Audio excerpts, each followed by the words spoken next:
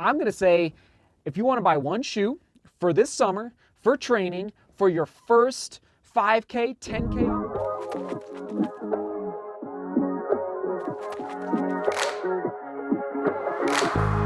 Seek beauty, work hard, and love each other. See you tomorrow, 5 a.m. Thanks for being here live.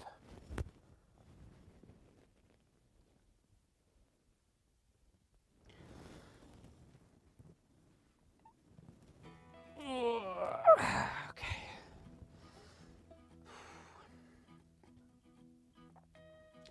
Here we go. How's everyone doing out there? Yes, I was just live in the studio, another live stream talking all about running shoes. Yes, opening up some shoes. You see it there behind me as well, unboxing. It's a trail shoe, not a road shoe. Very different from today's 50-mile full review. There it is. We need a flock of geese like emoji, not just one goose. We need many, we need a whole flock, everyone. Okay, you know the drill. Neutral road running shoe from New Balance, the Rebel V2. We took it right to 50 miles. There it is on your screen from Strava. Unbelievable. And it happened very quickly. And I'll just say right now, yesterday helped get us to 50 miles in a big way. So I took it out for a 20-mile long run. If you're familiar with Denver, on the Highline Canal. So I'd say 70% of the run was on a really hard-packed dirt, and then 30% of the run was on pavement. And it did great on the hard-packed dirt, and 6:30 a mile. Okay, that was yesterday's run. Now, I will say, so I'll just get into it right now, as far as how I would use this shoe moving forward, who is it best for. I'm not saying I would recommend this shoe for a long-run shoe for most folks, okay? You gotta have a strong foot strike, strong ankle, and I could foresee, just because it is so loose through that midsole, that it might be just not quite enough support for that long run distance. I was fine by the end, but, and again, it just wouldn't be my first choice for a long run. Okay, let's dive into it. Here we go. 6mm drop from heel to toe, 26 in the heel, 20 in the forefoot for that slope inside the shoe. Women's size 8, men's size 9. Soak it in. And we've done this before, but let's do it again. I believe, there it is, 6.6, 6.7 ounces in my size. The score stayed the same from the first, in case you want to go watch the first impression from 5 or 6 days ago, upper right hand corner. 9.25 out of 10 stayed the same. And onto that upper, the top of the shoe, engineered mesh in a big way, high breathability, great for summer running, great for hot temperatures,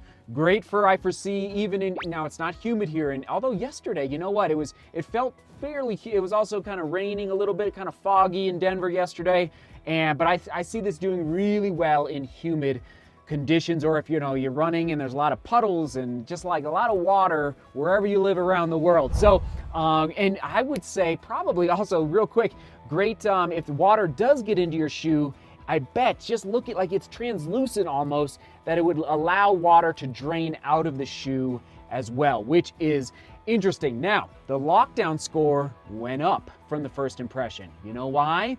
I was very concerned the fact that the runner's knot was not present, especially here on the lateral side of the shoe. No runner's knot hole at the top of the eyelet chain. I was a little disappointed, but it didn't affect the lockdown at all. I was able to get into the shoe and just get that nice, and it usually takes 3 runs for me to feel comfortable with that lacing system and just wrenching down how I like it, and depending on the sock that you're wearing. So anyway, lockdown score did go up a little bit from the first impression, which is a little shocking because the tongue of the shoe, very thin, and it is not gusseted. All right, so I was surprised, but it laid on top of the foot. Also for the upper, very soft here through the heel counter, no strength or rigidity to it, but I wasn't slipping through the foot strap from the heel pocket. My heel was not slipping, so again, a little surprised at how well I was in lockdown into this upper. Overall score for the upper also did go up a little bit because of that lockdown in the high breathe ability. Okay, moving on to that TPU/EVA midsole, that FUELCELL. Oh man. And I did confirm, I didn't want to mention this in the first impression vlog, but I confirmed through a little more research to the full review, is that there is nitrogen being infused. How they do it, I don't know, but it is being New Balance. If you're watching, let me know. If you send me a little I'd be fascinated. I'd also like to come visit your headquarters. I'd be fascinated to see how are you putting this nitrogen into this fuel cell midsole material. Oh man, but I tell you what, you nailed it, New Balance. So the ride and energy return is feeling amazing. 8.75 out of 10. I was so tempted to bump it up to 9, but I decided to keep it at 8.75 for that ride and energy return. Onto the overall score for the midsole, we're going 7.5 out of 10, and I believe it did drop a little bit from the first impression only because of I'm a little worried about the midsole durability prediction. Okay, I don't see this midsole lasting very, very long. We'll get more into that here in a second. Overall, I'm very pleased with the outsole because the rubber is not incredibly stiff and hard, which I prefer. But if you do prefer an outsole that is going to last, let's say 600-700 miles, don't buy this shoe. I don't see this outsole lasting more, well, again, we'll get to the durability here in a minute, but more than 300 to 400, okay? So don't buy it for that long 600, 700, 800 mile type of outsole. Fit, true to size, there you go, again, I was incredibly impressed. 8.25 out of 10 for the fit and no issues at all. And I guess I'll mention real quick, this asymmetrical lacing system kind of going off to the side here versus straight down the shoe. Not sure if they're borrowing that from the Next Percent design, but it's not as pronounced as the Next Percent, how it goes off to the side, but who knows, maybe we're gonna see that off to the side, I don't even know, I guess asymmetrical lacing system more so in other running shoe designs moving forward. All right, positives and drawbacks for the Rebel V2. My positive, it was very difficult to choose just one. I was going between the breathability actually, which is, I haven't given out many breathability as the positive for a shoe, but I'm telling you, it's gonna do well. And I felt it on my toes even today on the final run today. So just a little bit of, in how I know a shoe is breathable is that I make sure I wear socks that are not crazy thick.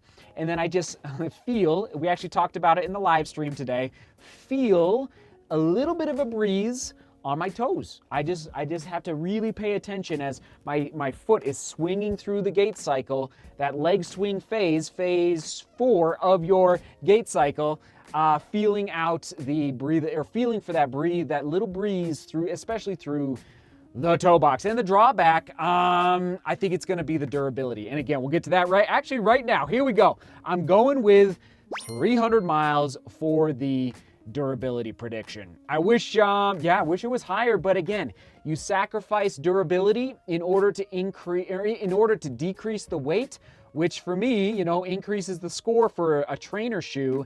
But 5 out of 10 is not a great score for the durability. I'm just sticking with 300 miles. And who knows, it might even start to break down at 250 or 275. But at the end of the day, and actually let's jump into it right now, how will I use this shoe? Who's the best for? Going again, tweener alert is that, and I'm actually adding something, I'm gonna say, if you wanna buy one shoe for this summer, for training, for your first 5K, 10K on the roads, even half marathon to a certain extent, but I'm telling you, buy it for training and then race in it. All right, so knock out different parts of your training block, not just the training, but also, I'm telling you, this shoe is light enough, 6.6, 6.7 ounces, that you can absolutely use this for racing. Just keep in mind that it is loose through the foot strike. Price point, $130. There it is, 9 out of 10. Actually, I believe the score, again, went up a little bit because I was not convinced after the first impression that this shoe was going to be a racing shoe. And I'm not saying this would be my first choice for 5K, 10K. It's not my first choice. But if you needed or wanted to race a 5K or 10K in this shoe, or let's say the 5K or 10K that you're doing is a tune-up race. Let's say you're signed up for a 10K tune-up race in July, for a half marathon in August, and you don't want to beat your legs up as much on a hard, like racing on pavement, this is a soft enough midsole that it's gonna save your legs a little bit. You're not gonna feel quite as it's not incredibly aggressive with respect to a lean midsole and a very responsive, snappy midsole. It's softer, but yet good energy return, enough energy return because of that nitrogen infusion and just, you know, the durometer, frankly, that you could use it for racing as well. All right, there you go. Other shoes to buy on your screen. Also, change this up as well from the first, a lot of changes from the first impression vlog. Here you go. Skechers Horizon Vanish 2.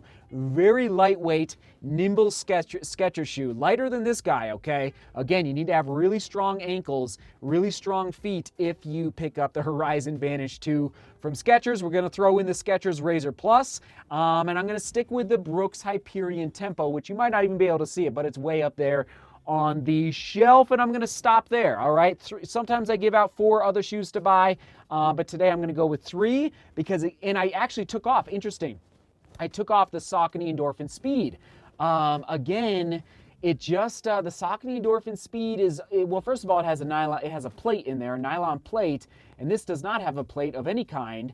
In the Endorphin Speed, it's just it's a different type of ride. I'm telling you, it's just it's so different. This is bouncier and more loosey-goosey is what I'm trying to say. And yes, they're available down below in the description in case you're interested in picking them up from Running Warehouse. Okay, shoe quick specs on your screen one more time. Soak it in. Okay, score went up. There it is. 50-mile full review score. 8.05 out of 10 for the New Balance Rebel V2. Oh, I'm excited. Okay, stayed in the 8s, not just broken, but stayed in the 8s after 50 miles. And we'll see what other shoes can compete with that moving forward in the next couple of months as we keep testing. For all of you in the studio, comment of the day goes out to Jason. This is from, I think it's from a couple days ago, but it's talking about the soccer. If you've been watching me on social media, I've been talking a lot about football, aka soccer here in the United States. I'm just trying to find and connect with another sport on a global level in order to, frankly, to connect with DGR better. All of you guys around the world, like football, what we call soccer, is the most popular sport in the world, okay? I fully realize that. It's not my favorite sport in the world to watch, but so I want to be better connected with all of you, which is one of the reasons you frankly have this big interest in soccer, aka football, right now. So Jason, top professional players, he says top professional players will run 10 to 11 kilometers per match. As for teams, so this was from a couple days ago when I took the boys to their first professional football game here in Colorado. We went and saw the Colorado Rapids. And so Jason goes on to say, as for teams, I'd say stick with your local club. They'll appreciate your support far more than overseas teams, and you and the boys will form a real affinity and connection, which is what it is all about as fans. So just to clarify for everybody, I'm 100%. I'm not getting rid of the Colorado Rapids. They are the home team. They're the team that we will go watch. But I'm telling you, I hate to say it, very few people care about the Colorado. I mean, soccer's just not that popular here. Football, it's just not popular here in the United States, even in a state like Colorado where there's a lot of runners, and I don't know, it's just not very, so that's why I'm looking for teams around the world to cheer for, just to connect with all of you better. Does that make sense? Anyway, Jason, but thank you for the comment of the day. Just wanted to clarify my position on the global sport of football. All right, question of the day. Here you go. This is interesting. This is kind of interesting. If you could receive a salary that would allow you to pursue any passion that you have, what would be that passion? Like, what passion would you chase down, okay, in your life? And maybe you're chasing it down right now. Maybe you're in the process of making that pivot to chase down that passion, and you're just waiting for other factors like a salary to catch up with it. And you don't have to, I don't want you to talk about money down in the comments, but just like your passion that you're interested in chasing down in the not so distant future. We're always talking about chasing down running goals and running dreams out here in the studio, but why not talk about chasing down other dreams as well with respect to careers? All right? I like thinking about these big life goals out here in the studio. Thanks for being here. All right, onward and upward. New Balance Rebel V2. We will toss it to since I talked about it so much, just the first impression from 5 or 6 days ago. Rebel V2, 5 or 6 days ago, first impression. Right there, right there, right there. All right, seek beauty, work hard, and love each other. See you tomorrow.